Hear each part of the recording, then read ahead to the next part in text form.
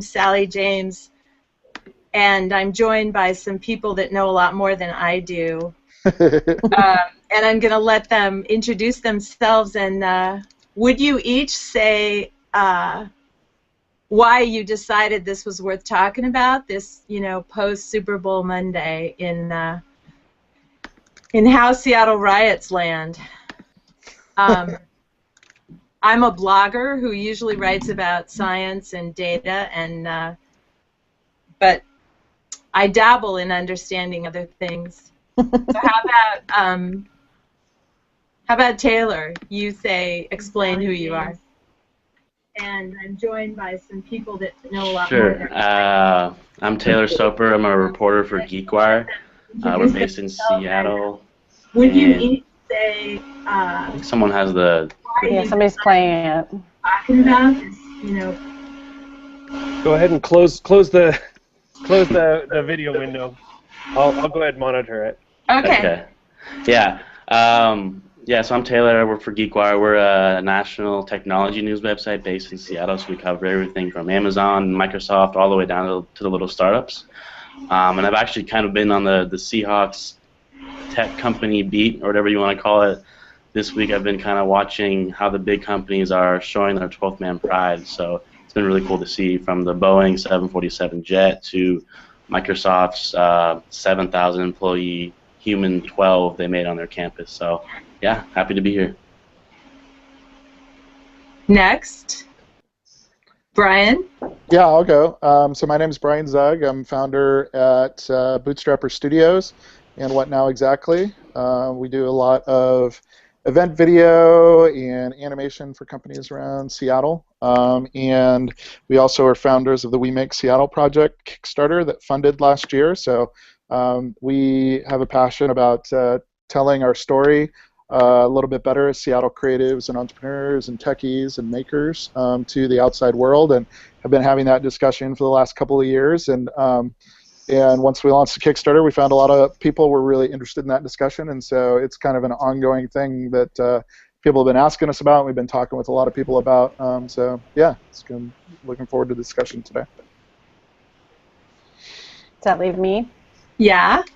I'm Jen Zug, and I'm at Jen Zug on Twitter, and I'm also with What Now Exactly. So I'm a storyteller and a writer for brands and companies worldwide. And so I talk a lot with other companies about how they're telling their story through video, animation specifically. So I want to start us off by sharing one moment for me from the last 72 hours, which is I was innocently grocery shopping far from the Super Bowl, and the onions in my grocery store were arranged to spell 48 in Roman numerals. Where was that at? Oh, Met Market in North Seattle. Okay. And to me, that was a little bit of a How Seattle Riots example. For those of you that don't know, when I say How Seattle Riots, it's a wonderful hashtag to explore if you haven't looked. Oh, I heard baby. Anyway. Yeah. Oh gosh, yeah, that's me. Monty, introduce yourself. Yeah, I'm Monica Guzman, columnist for Seattle Times and GeekWire. And very, very much fascinated by how Seattle's been in the spotlight the last couple weeks. And my particular thing of note is the fact that Seattle has branded its football fans with 12th man, I think was really brilliant, and I think we're seeing the effect of that. Because not only were they branded with a name or something like that, but they're branded with the concept of you're part of this team. Yeah. And I hope that plays into the picture that I have of Seattle of being a place with a lot of collaboration. Yeah. So that's kind of that's the thing that I like the most. But there's obviously a lot of places to go here. Mm-hmm. So what about Jen? Do you have a moment or a meme or? No, I don't have a moment or a meme. I have always been a football fan, and I'm from Minnesota, so I grew up as a Vikings fan, and then I tend to jump on the bandwagon of the whole Seattle simply because I live here and I support my city and I love the team. And so what I have loved about the Seahawks in particular is, you know, a little bit of what Monica was saying was the fans coming on board as being part of the team and branding together. And what I think it's done in the excitement of the playoffs and the Super Bowl is that it's brought a bunch of people together who aren't necessarily football fans or who are long-lost football fans. And I haven't heard a lot of disparaging comments about people who ride the bandwagon, or you just got here, or you're not really a part of this, we've been fans forever. I've been hearing really positive things about sort of peripheral people who join in with the excitement, and they are watching the game and participating in the game and wearing their jerseys because they see so much excitement happening around them, and they want to be a part of it. And so it's really spread in that way. And so that's tied into what Monica was saying, you know, about the 12th man being a part of the team. So, Bryan, do you have a moment from the last? We can go all the way back to the Grammys. I mean, I think this 7 days. I think for me, there's two moments that seem to contradict one another, and I'm very fascinated by it. One is Mike McGinn's mayoral loss, and so you have Mike McGinn. He lost. It's a great economy. Many argued that the reason he lost was because of his style, right? He's not Seattle nice, not passive aggressive. He's kind of out there, you know, working it out with fear and trembling, so to speak. And that rubs a lot of people in Seattle the wrong way. And there was a lot of post-game analysis of the election, you know, that was like, you know, it was mostly his personality and the way that he kind of went about business. It wasn't necessarily that he was a failure as a mayor. You know, and kind of replacing people in the midst of an economic upturn is a trend that's kind of strange nationally, politically. And so seeing that contrasted with Richard Sherman and how I just love the fact that he was out there being passionate and, you know, could ride the wave of like apologizing for stuff he needed to apologize for, but then really sticking to his guns and saying there's a lot of stuff that I don't feel like I need to apologize for, and I'm really, you know, here to talk about like this use of the word thug is really inappropriate, and it's probably got racist overtones, and there, you know, there was just so much of that is like not Seattle nice, but we as a city over the last 2 weeks really were like, we jumped to his defense in a way that I've not really seen with an aggressive kind of behavior. Like in Seattle, when you're not passive aggressive, everybody takes like 15 steps back in many circles. And that's one of the reasons why, you know, I love being part of the startup community in Seattle and the tech community is, you know, and I've had this discussion with my friend Andy Sack quite a bit. One of the reasons that I love being in that circle is people, you know, it's not passive aggressive. It's a form of love to tell people really honestly what their product, you know, what you think of their product, and that goes against kind of the Seattle nice nature, and you know, kind of these, you know, the different cultures that we have. So how that all kind of identifies as a city is really interesting to me. And I think I heard there was some analysis. I forget who the new morning anchor on NPR is. That Monica, the guy that does the Pie Show on KCTS that interviewed you last year. What's his name again? I'm totally spacing. It's totally space. Yeah, I'm losing You know it. what I'm talking about, though. I know exactly what you're talking about. Yeah. But anyway, he was doing kind of an op-ed commentary over the last month of like Bill Radke. Bill Radke. So he was doing an op-ed kind of in between, like I think in the morning segment where they have some local stuff, and he was talking about, hey, football's an aggressive sport, and it's not really Seattle at all. And like, are we just kind of jumping on things because like we're like, you know, so hey, notice us outside world, we're important too, and you understand football, and we can play in that realm, you know. I mean, he was really calling out it as a contradiction and saying football is not a Seattle value, and so that whole thing is super interesting to me. Yeah, so fan support is a Seattle value, but beating a lot of people up all the time maybe is not. I have a lot of I think it's really cool to try to balance the different things that are being said in Seattle and wonder if there really is an overriding message. For example, one story I don't think we've talked about yet is Microsoft. Microsoft looks like it's about to name as its CEO a safe guy. And Taylor, you can probably speak more to this, but it's a guy who's internal, has been at the company more than 20 years. We like to be known for being young and fresh. I mean, the Seahawks were one of the youngest teams in the NFL. Young, fresh, innovative, Macklemore coming in out of nowhere and doing what he did and jumping into that. But then there's Microsoft, and Microsoft, has this opportunity to do something really disruptive and, fall in with the Seattle brand that way, but then they're going to do something pretty safe. So, I mean, we haven't brought that up maybe because it's a big story, and actually I'll say, on the Seattle Times website, yesterday morning, the top 5 most read stories, the Microsoft one was number 1. The other 4 were about the Super Bowl, but Microsoft was number 1. So, well, was anybody shocked that Microsoft let 6,000 people quit working to pose in a giant 12? I was surprised. That's true. That's money. That's true. That is. How about the money? Yeah. Go ahead, So Taylor. why are they trying to surf that social media for the? What does Microsoft have to gain from being in the spotlight? I think it's the same question you can ask Boeing too. Why did they spend millions of dollars flying around Washington in a 12 pattern? Not green. Not green. Waste. We had a lot of complaints on the story I wrote about Boeing wasting fuel. But I think it's the same. I mean, they're all marketing stunts. But the Microsoft point is interesting, Monica. I mean, I don't know that when they're trying to figure out who their CEO is going to be, that they're really taking into consideration that what it's going to look like for Seattle necessarily. But that is an interesting point. Well, and if you were to contrast the possible new CEO with Ballmer's more of kind of that aggressive kind of thing that we talked about, and in many ways that hasn't, or it's been successful in many marketing ways, but has rubbed many people in the development and design world and kind of the employment world regionally the wrong way. What does the parade mean?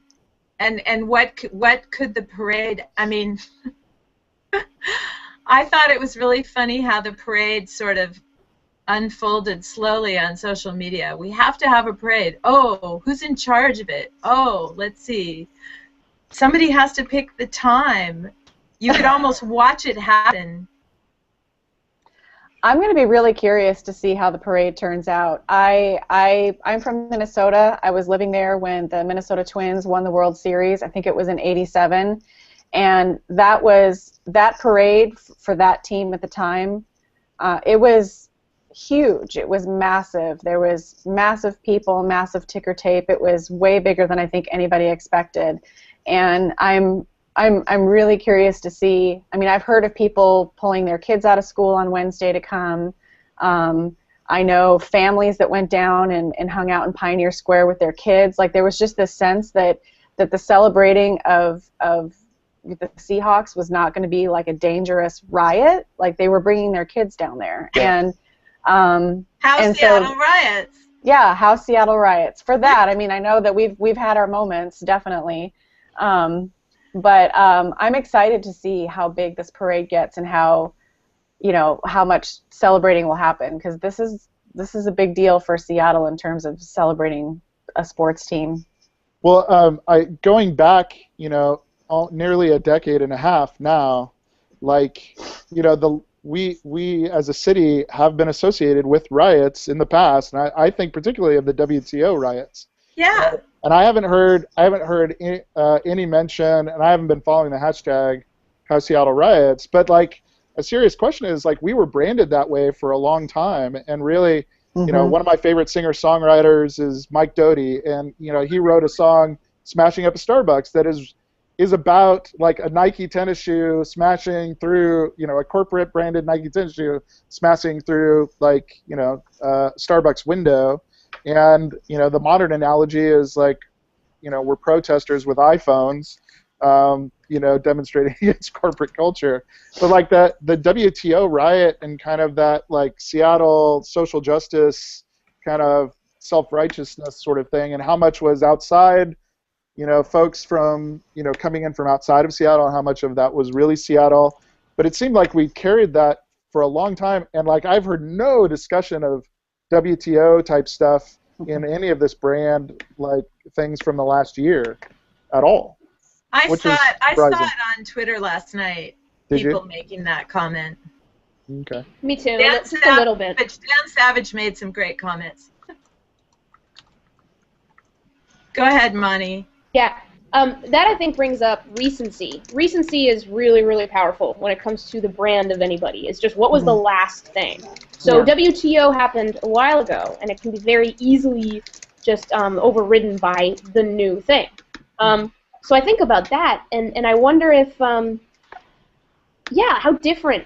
Well, it seems like we do have to take a step back and realize that all of us talking about Seattle's brand are in Seattle, right? So none of us actually have the perspective where the brand most matters, which is outside the thing being branded. So that, I think, is a really interesting question. How is the rest of the country looking at Seattle right now? Do any of us really even know? Well, that's now, having worked at some pretty, significant brand firms and on some branding teams in the past, my friend Hank, he's one of the world's leading, brand strategists, and it's not brand isn't what you say about yourself, it's what other people say about you. It's what other people say you are. I think the only, data point that I really saw, did you guys see the heat map of the country, who was rooting for the Broncos and who was rooting for Seattle? It's like, to see that 90% of the nation is hoping you're going to lose that's pretty interesting to see, and it really, goes against the grain of, I think, the way the conversation feels as part of the Seattle community living here. Yeah, I think that's a good point. I think a lot of people they just don't know that much about Seattle, and my colleague John Cook had a really good post this week about the Richard Sherman, incident, and how can Seattle use some more of that swagger, and specifically can the Seattle startup scene use more of that? Like, hey, this is us. We're doing amazing stuff, but let's let people know instead of kind of going about our business, which is kind of the typical Seattle, we're cool, we do our work, we're quiet about it. Maybe we should be more vocal about how awesome the city is. And I think things like Macklemore and the 12th Man and the Seahawks are kind of organically letting that happen, which is pretty cool to see. Yeah, I agree. Danny Westneat had a really interesting column, I think, on Saturday in the Seattle Times about how we are victory virgins here in Seattle. We don't win very often, and so we're not used to it, and we win badly. So he pointed out Richard Sherman, had this incredible play and then won badly by getting all crazy. But hey, which I have a rant on that. I'll spare you. Yeah. And then Macklemore, wins the Grammy for Best Rap Album, but has to do this apologetic, passive-aggressive thing. So, the joke was, Marshawn Lynch would win the MVP of the Super Bowl and be like, I'm all about that action, you just keep that award. And no, luckily that's not what happened, but it is interesting. And as Taylor said, and my also looking at the tech community, we are terrible at marketing. We are horrible at marketing. Anything in this city, particularly business and technology. And Taylor, I'd love to hear more from you on that. Do you think that can we even seize a moment? Do we even understand that there's a moment to be seized? Do you know what I mean? As a city trying to make our city more visible on the national stage, we are having a moment. Can we seize it? Do we even have the resources to do that? Yeah, I think people. How do you do that? I think people don't know how to do it, and why is it important for people to? If I'm thinking about, I want to make Seattle, let people know how awesome we are. Well, why? I think a lot of people here are just, they're too chill. They're just like, we're gonna do our thing, and we don't really care if we're well known as a good city. But maybe they need to know why that's important to be more vocal about it. I don't know. Well, I'll tell you just one quick example from life science, medical research. I've actually spoken to quite a few people who find recruiting is tricky. Of the top people, say data scientist or proteomics, somebody that knows all that, the city's image actually doesn't matter when you're trying to convince somebody to move from Boston or San Francisco. And I don't know you know, Monty and Taylor probably have thought about this or heard stories like this. Does this make, I mean, I don't know if this makes a difference to somebody who's thinking of coming to work here. Does the 12th man encourage you to come to work in Seattle? I think it makes us look more cool, if that counts. I mean, we have Macklemore, who started in Seattle as an independent artist, and all of a sudden he's winning Grammys. We have the Seahawks, who have sucked for 30 years, and now all of a sudden have this, like, the most awesome football team like ever compiled, winning it all. I mean, it's in cool. the Cedar River water. Right. So I think it's significant in that, like, you know, Macklemore's album opens with 10,000 Hours with an ode to Malcolm Gladwell, which there's a direct parallel with that ethos and, you know, all about that action, boss. Like, I'm not here to talk, I'm here to do. Yeah. And, like, I really think that, like, us taking advantage of this really started 4 years ago, 5 years ago, when, like, all these things were being built. You know, it was like, do the work. Less talk, more delivery. And we're very much a less show, you know, with words, and kind of go out and deliver. And then, like, we're seeing the fruits of that labor, you know, right now. And really, it's really interesting to me because, like, there are these moments where this kind of pops up to the national stage, and this last 2 weeks is, you couldn't script this out. Like 2 years ago, if any of us sat down and said, okay, here's what's going to happen, you know, in February 2014, you'd just be like, no, rejected, you know, that would never happen, that script, sitcom material, we're not going to produce that. But here we are in the midst of that week. Like, for We Make Seattle last summer, you know, we launched our Kickstarter campaign, and we didn't know that we were launching the same day that Jeff Bezos was going to buy the Washington Post. Like, okay, there you go. Like, if I were smart, I would have picked that day. You know? But there we go, and this is, I think, related to our community as well. To see the discussion that came out of that of, hey, Jeff Bezos from Silicon Valley, what are Silicon Valley, you know, nationally, what are Silicon Valley values going to do to journalism, going to do to the Washington Post? And then John Cook writes this great post about, hey guys, Seattle's not Silicon Valley, don't know if you know. And then to see almost like, it was almost word for word of John's arguments, but like I didn't see the quote of John in the Time Magazine business blog. You know, all of a sudden a week into this discussion, we get a notice, hey, We Make Seattle and Bootstrapper Studios got mentioned on the Time business blog in related to the branding of Seattle and how Seattle tells its story in relation to Jeff Bezos buying the Washington Post. And we're like, what? What are we doing in this discussion?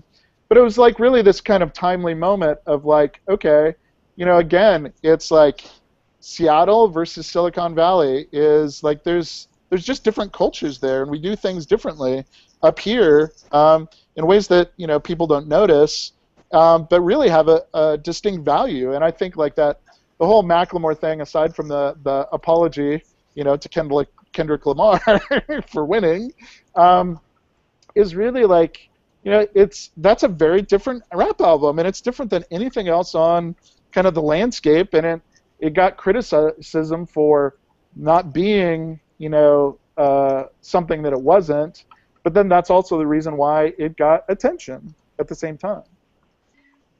So Jen, you haven't said anything for a while. Do you want to jump in? Can you brand a passive-aggressive person that doesn't want to be branded? Oh. Well, I was actually, yeah, I mean, I didn't see Macklemore, the situation with him. What was he doing? He was saying, oh, this belonged to somebody else, or yeah, the other person should have won. Yeah, I mean, which is typical for award shows, that kind of thing. But kind of in contrast with, you know, Sherman kind of claiming, you know, like, we did it, you know, I'm the best, and all this stuff. I think it is interesting that Macklemore kind of backed off of that a bit, and was more passive about it. So, yeah. Yeah, I think this showiness is very interesting to me. A couple weeks ago, I wrote about Tesla in the Northwest and electric cars in general. And one of the interesting little data points I learned from a Tesla analyst is that in the Northwest, the Tesla Roadster, the most popular color was gray. In Florida, it was lime green. We are not a showy place, and maybe that's a strength. But it's not a strength when we're not able to claim things as our own. Yeah. The Silicon Valley thing is a perfect example. We need to just get on the case of anybody who thinks that Jeff Bezos belongs to any place other than Seattle. Just get on their case. This is a crazy, wealthy, incredible man doing some nutty things that are awesome, and we can't. He's ours, damn it, right? And of course, like, this whole idea of claiming is funny because it's like a friend told me last night. You know, we won. And he's like, no, you didn't win. What'd you do? I was like, hey. But you know, there's this ownership. Like, yeah, we won. We're the 12th man. We are part of this city. And I just keep coming back to that 12th man and what a brilliant brand that is that fits into the ethos of this city being kind of not showy, but so a part of everything that belongs to us. I think it's like what Adam Wygle had tweeted on the How Seattle Riots hashtag about, okay, you riot, no, you riot, no, you riot, you know, and it's that got retweeted a bunch, and it got retweeted a bunch because it's true, and I think that's part of the claiming thing, like, oh, I don't want to be too braggadocious, or I don't want to stand out too much. I don't know what it is, but it's got that same kind of vibe to it. Did anybody notice that Russell Wilson did sort of the same, you know, it was the team, it wasn't me, and then the most valuable player, Malcolm Smith. Malcolm Smith did almost the same, which, I mean, I think literally it's true. Well, it's part of football. I mean, that's part of football. It's a team. But I think more so with the Seahawks than any team I've really seen. There's no one MVP on this team. It's all about, they're always talking about each other, you know, and how good their teammates are, which there's not a Peyton Manning or a John Elway. There's not one guy that's amazing. They're all kind of work together cohesively. So they definitely do it more than any other team I've seen in terms of showing their appreciation for their teammates and the 12th man. They always mention the 12th man. Mm-hmm. And that's been built by Pete Carroll, that team mentality, is what I hear. Yeah. And he's not young. I heard he was the second oldest coach in the NFL, actually. Which doesn't look like it. Doesn't look like it, and they were talking about how he's just, you know, energetic and active and excited and not a curmudgeon at all. So make him the CEO at Microsoft. I mean... Well, I think there's something to this this point Monica makes about the lack of pride, or I would almost characterize it as the lack of ability to celebrate and kind of, you know, hey, you know, we did this, great job, you know. One of the interesting things back to Bezos is, wasn't it Taylor? You could probably speak to this, and it looks like, I don't know if Monica dropped off, but. Didn't they announce last week or over the last 7 days or something that they're doing some major investments in the Washington Post to expand journalism and hire more positions? And like, when have you heard that in the last 10 years in journalism with the newspaper that somebody's like investing, that somebody like who's business smart and tech savvy is investing in journalism? And it sounded like they were doing like hiring journalists and staff. It's just like, and we like, how do we begin to say, look, this is a Seattle thing. We are helping like redefine and rethink and redevelop, and we're showing a way forward in like this great national heritage, like freedom of the press. That's like one of the American inventions, man. And here we are. Seattle is a poster child for that. And like, I don't know that we have the ability to celebrate or jump on that and say, hey, yeah, we're doing that in a way that's like, you know, isn't. I think you can do that in a way that's not arrogant, but it's just like, yes, we're doing this. This is important, and look at all the stuff that we've done, and celebrating it more. Well, I think that brings up the question of sort of who who would you identify, Bryan, in the community that ought to be doing that cheering? I mean, you know, you say we aren't.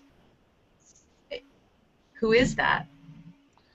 That's a great question. I mean, that's kind of where the discussion of We Make Seattle was born, was nobody seemed to really be doing it, and then it's like, okay, well, we're asking the question, what's our responsibility to do it for ourselves?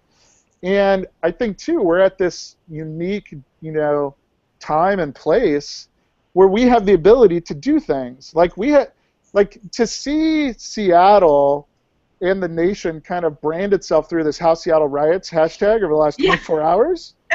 It's like we're branding ourselves. We're making fun of ourselves, and we're confident enough to like kind of go, yeah, that's who we are. We kind of write this way. So and one of my favorite ones. Everybody who's been following that, you can speak up. But one of my favorite ones was, I'm going to break a window and replace it with an energy efficient one.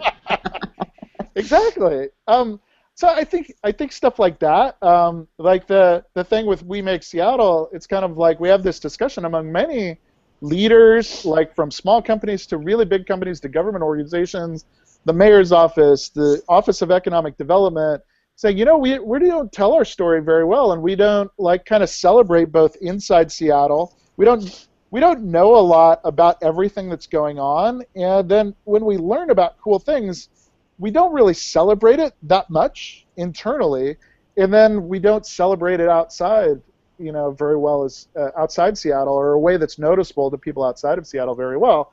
And so, like, whose responsibility is that? And with, like, our proposal back to the group and the discussion was like, hey, we had some, you know, success doing some of these Kickstarter videos a couple of years ago. You know, when this discussion started, maybe we could use Kickstarter as a way to collaborate in ways that we haven't been able to before, and maybe we can do it ourselves. And then, you know, expecting basically this to be an idea that nobody would support, everybody in the group discussions is like, that sounds great, I'm behind that, I'll support that. And it's just like, wait a second, like, that's kind of an absurd idea, because we literally said, like, hey, we're interested, here's how this would work. Scott Birkin, you know, who many of you know, we're going to give him director's cut. So we're going to ask you guys to go out and say, this is a great project. You should support it both individually and corporately with money. And none of us is going to have a say. This is not going to be a NASCAR branding project where everybody gets a sticker. This is going to be where Scott gets director's cut over what the short film's going to be. And you guys got to be okay with that. And I just expected silence. Like, oh, no, we can't really do that. And everybody's like, that sounds great. Let's do it. And it was just a very, it was like, oh, okay, you know. So who's printing the How Seattle Riots T-shirt right now that I can buy? That's it. It's like, I mean, we really should. That's like a whole series of T-shirts that's like, it's almost automated. You know, you can just like be printing like, you know, it's like #1 of 2000. Like, I'm gonna write that down. That's a good idea. Well, I don't know. Yeah, somebody might have already done it. It reminds me of the animals that are always getting loose, and then they have someone creates a Twitter speech for them, or the Mars rover. Like, I feel like. Yep. Mm-hmm.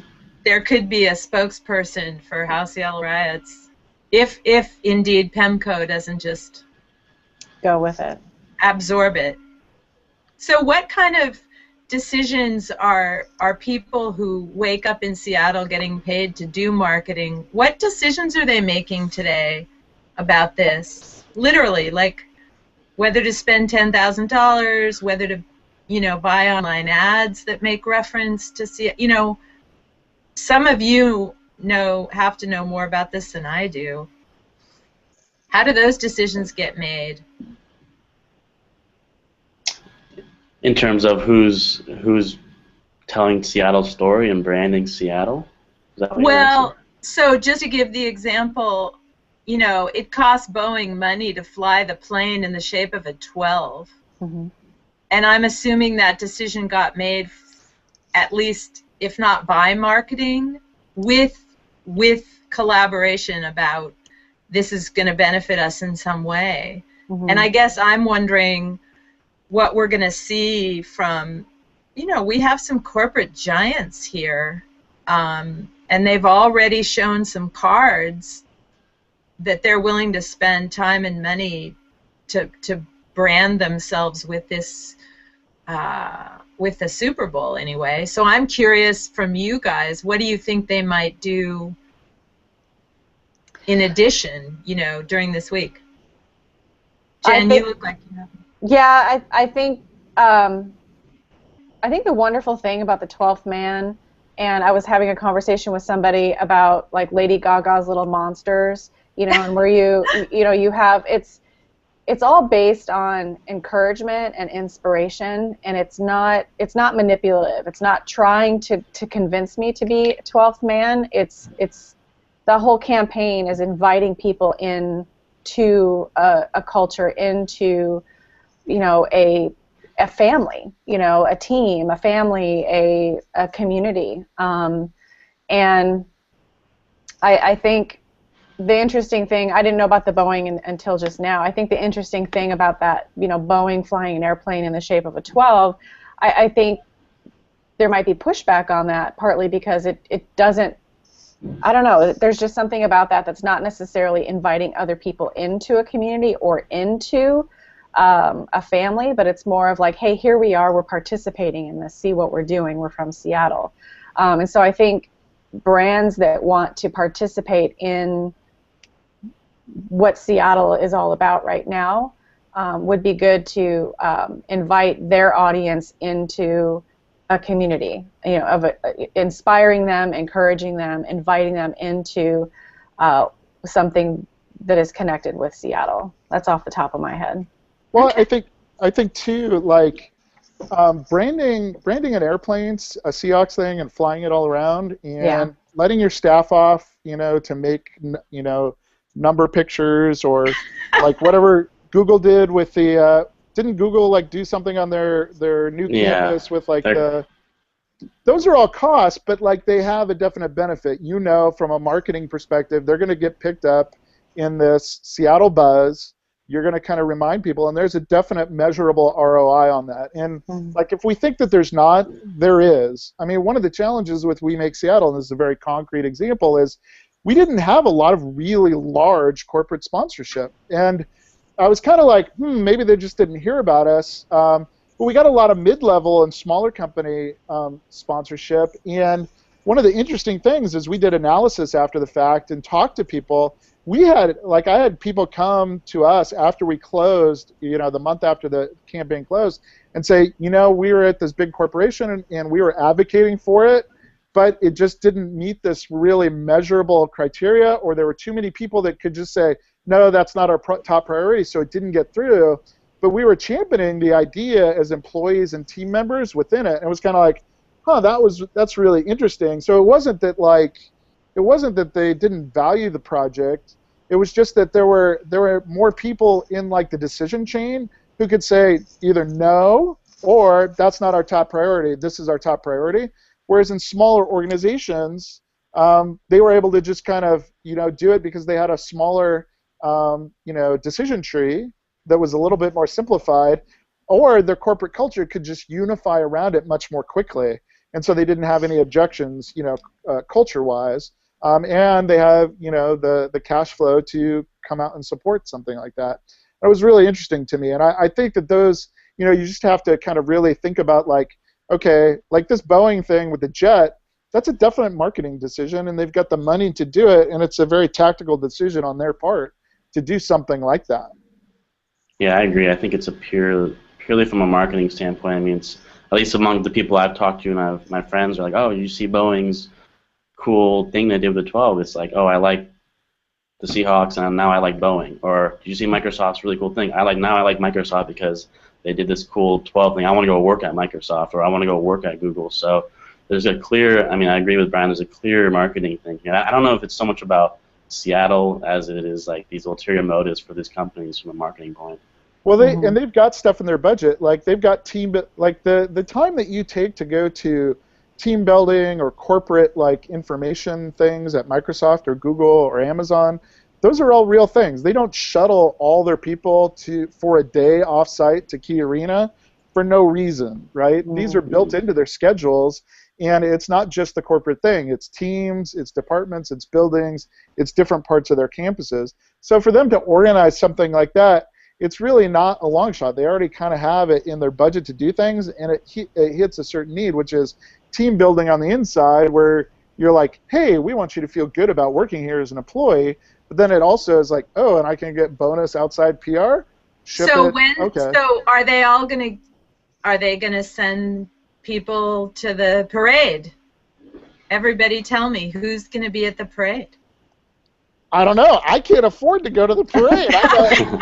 I live down the street from the parade, and like it's like we're trying to ship projects and get cash in the door because we're bootstrap businesses, and that's what it's like to make a living in kind of the marketing realm as small teams in Seattle for the last 5 years. So I'm kind of looking at it going, I want to go to the game, I want to take part in this, I want to take my kids so they remember it, but then I'm kind of like, I don't know if I can afford to go. It's like, how long is it going to take to get downtown?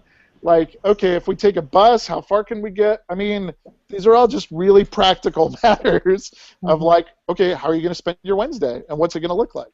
Yeah. So, Taylor, what tech companies do you think will run little connector buses to the parade?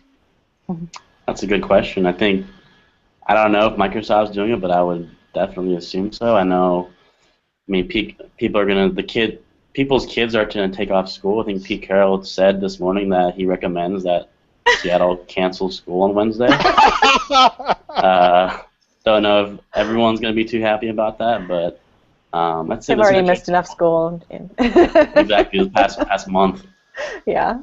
I think that's a great article I would like to see from GeekWire is, okay, who's really going to sponsor the shuttle buses, like, to go down and see this, and like, what is that crossover to really corporations putting their money where their mouth is and letting people off to go to the parade? That's a real challenge. Like if my team says to me, like we've got about 9 or 10 people that work with us full time. If my team says to me, hey Bryan, we're really gonna ditch a day of productivity that we're not gonna make up, and we really need to get paid for it, and that's Wednesday. Can you support that? I'm like, guys, I wish we could, but we just don't have enough margin to do this. So, you're going to have to, if you go to the parade, we got stuff we got to ship to pay the bills, Yeah, that's really interesting. I think the flip side of that, since we've been talking about branding, is like, hey, I need to go to this parade. I don't care if I'm missing work. We need to go represent Seattle and show that we have spirit for our town. We need to show the world that we're coming to the parade and showing it off versus, I need to get my work done type of thing. So that's I see a lot of parallels there with Seattle being quiet versus Seattle people, showing their pride.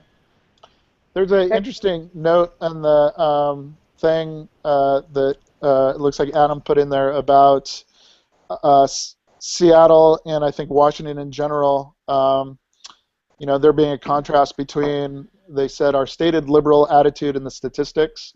We're still among the worst in the nation for gender pay equality, our equity and rank poor on education and child hunger. No, you riot is hilarious, but we also need to get past, no, you solved that political problem. Yeah, that's from Twitter. Yeah, I thought that was interesting. The no, you solve the problem. No, you solve the problem. I've definitely seen some of that. Another thing on Twitter I've seen is there a conflict with Seattle's indie reputation clashing with the corporate culture of the bigger enterprise companies that are here? And do those brands, self-branded personalities clash with one another? Well, does everybody want to go around and maybe speculate a little more about if you think that we had a certain brand before the past 7 days, and if this 7 days changed anything? I guess I'm still trying to make people speculate. What would it look like if somehow Amazon, Boeing, Microsoft succeeded in leveraging this, how would they? What would that look like? Would it mean they actually literally hire, Russell Wilson to be a spokesperson, which I've noticed, he's showing up in a lot of places, or does it mean they say something more subtle? They just start using, Seattle backdrops in the car ads. What does it look like? I think it's almost like, I think it's really easy to see they're already going to ride the wave on HR and marketing and outside recruiting, right? So this is arguably the most visible that Seattle has been since like the early '90s with grunge, right? Mm-hmm. It's like this is like the next wave and the biggest positive moment we've seen in nearly 2 decades, or over 2 decades actually. Gosh, that was a long. So if this was an earthquake, you would say this earthquake is the biggest in 20 years. Mm-hmm. I would say, 22. If we put like Nirvana, from 90 to 92-ish, mm-hmm. We're talking like nearly 25 years. Yeah. This is the biggest quake. That it wasn't a flash in the pan either. Like the WTO riots were kind of a flash in the pan recognition, but that was, culture back then. We were culture makers. And Macklemore's on with Madonna, and like everybody's mocking like Madonna, like who's that old man with the hat? Like they took her out of cryogenic sleep to show up for this like thing, and like okay, all of a sudden we're youth pop culture, and I think like the big brands are just they're gonna ride that as like. People are thinking of Seattle differently, external to Seattle, than they have in many, many, many years, and that's a cool thing. And I think there's just going to be subtle things where we ride that, corporations ride that, and it's going to be easier to recruit external people for really like abstract reasons. They don't really know why. It's just kind of this perception kind of thing where it'll be easier to recruit for. A season. This, I think, is going to last at least a year or two. There's very little that I think could emerge on the national scene to do away with this much goodwill. You're going to be in the middle of the next football season before that rubs off. The Macklemore stuff is going to be around for another year, at least to 2 years, and then there's going to be another album, and if that has any success, we're going to be writing that as well. And so, like, I just see this as something that this window's not going to go away. This is the biggest kind of, like, I don't use the word brand very much because I sort of stay away from that word, but this is very Seattle, but this is kind of the most that external, like, folks outside of Seattle and around the world have seen us in 25 years, and that momentum is not going to be lost anytime soon. And so you're going to see it through subtle things, and then you're going to see it through it's changing our culture things. I think, like, okay, we don't have to be that passive-aggressive, and we don't have to apologize for working our asses off. Like, there's a difference between saying, like, arrogantly, screw you, I'm the best, look at me, and like, oh, we work hard, in Seattle, and like, yeah, all right, look at us. And we work our asses off, and we do good work here in Seattle. That's kind of more like the vibe. That's not arrogant, but it's like confident. And like, I think like people need to see examples in order to kind of find their voice, and I think we have a lot of really great examples that you couldn't make up. You couldn't make up like the recruiting schedule of this team, of like 5th round pick, 7th, 20th round pick, whatever, making up like the team that like literally I'm like in the going into the 4th quarter yesterday, I was like, I felt so bad for Denver. And everybody, we were in a room of like 100 people watching it down at the Hub in Pioneer Square.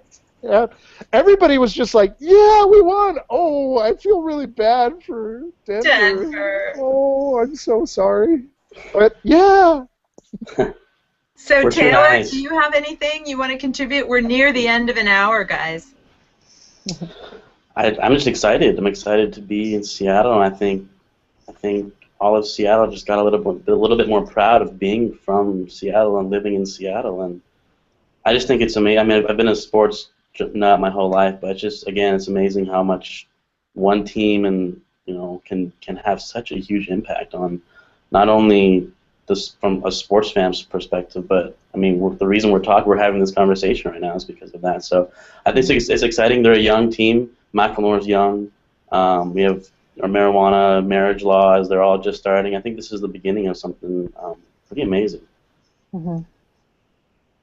Yeah, I think Seattle could use a little bit more of Sherman's energy and passion. I definitely think we could amp it up a bit more. I know that when that does happen, and when people are bold and stand up, I think they get smushed and criticized. I don't think that should stop people and brands from making bold statements.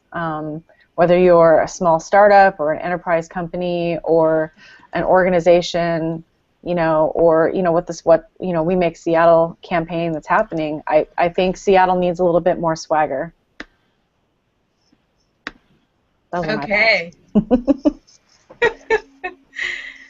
Well, I love this. I think I hope all the people that are watching and potentially contributing to the hashtag Seattle Brands keep doing that. And